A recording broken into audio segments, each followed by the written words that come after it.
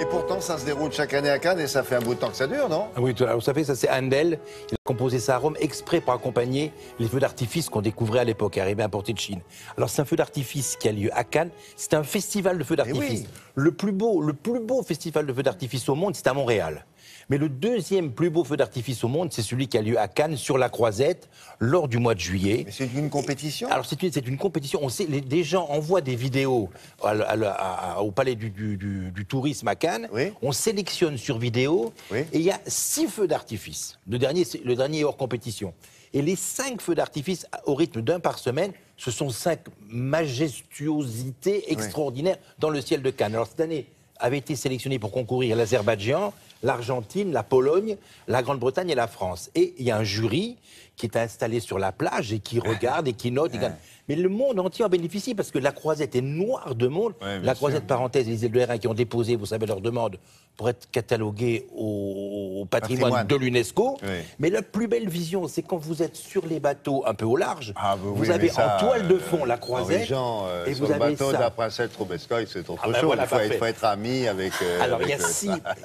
Alors il y a 6 bargettes et 3 grosses barges. 3 bargettes.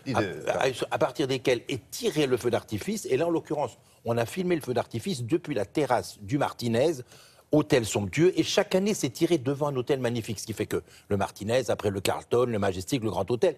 Mais c'est d'une sombre. On ne peut plus marcher sur la Croisette, c'est noir de monde. Et alors vous voyez, les 6 feux d'artifice, on a fait un raccourci en un sujet.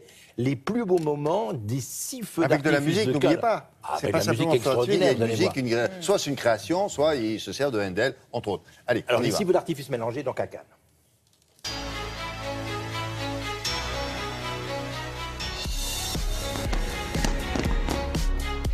Ce festival pyrotechnique a déjà 48 ans. Créé en 1967, il a sa 35e édition. Il a été créé sous l'impulsion de Bernard Cornut-Gentil, qui était maire de l'époque. Et je pense que, comme nous, il avait comme envie de mettre en évidence l'écrin que représente la baie de Cannes. Cet écrin fabuleux, mis en valeur par le festival pyrotechnique, et ce qui nous amène aujourd'hui à demander son classement au patrimoine mondial de l'UNESCO. D'apporter un regard pendant la saison estivale sur Cannes au travers d'un festival pyrotechnique qui était voué à un succès, puisqu'on voit aujourd'hui près de 700 000 personnes durant cette saison ont assisté aux différents feux. C'était aussi une façon d'amener la lumière sur Cannes, et quoi de plus beau qu'un feu d'artifice pour mettre la lumière sur une ville. Ça permet d'animer la station pendant 2 mois, juillet-août. Et quand on voit le nombre de spectateurs qui vient régulièrement voir ces feux, voilà, c'est la récompense suprême. Chaque tir de feu est vu largement, bien sûr, de la baie de Cannes, mais également plus loin de la mer. D'ailleurs, on voit bien que tous les bateaux viennent se mettre dans la rade de Cannes pour voir ces feux. Donc on peut le voir à la fois de la terre et de la mer, et ça suscite toujours le même intérêt et la même satisfaction. Les participants viennent du monde entier, en fait. Cette année, la preuve, on a eu l'Argentine, on a eu l'Angleterre, la France, la Pologne. Donc c'est le monde entier qui peut être sélectionné. Je dois reconnaître que j'ai été pris par surprise par l'émotion qu'ils réussissent à générer à l'intérieur d'un feu d'artifice. C'est quand même de la poudre, c'est quand même de l'explosion. Et pourtant, ils réussissent à nous faire passer des émotions, ils réussissent à nous faire sentir une finesse.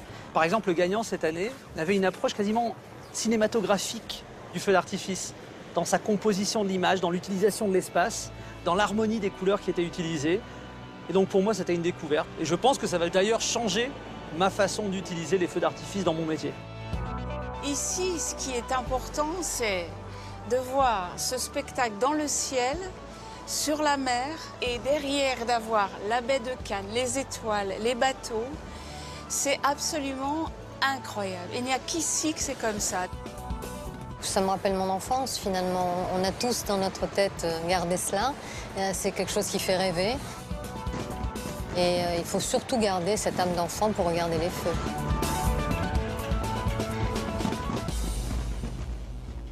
Oui, ça rappelait l'âme d'enfant de Mademoiselle de Lamberterie, qui était aussi sur les croisettes, sur les balcons, pour regarder le feu quand elle était enfant. Avec la J'étais famille. tout émue. Bien sûr, bien sûr. Mais qui a gagné, au fait, c'est... Alors c'est l'Argentine qui a gagné. D'accord. On gagne la Vestale d'argent et on concourt après pour le super feu d'artifice des super feux d'artifice avec la Vestale d'or. Alors sûr. Vous l'avez, vous? Ah ben, mais Nous y si notre retournons. président, directeur Bien sûr. général, nous envoie, nous irons de concert. Ah oui.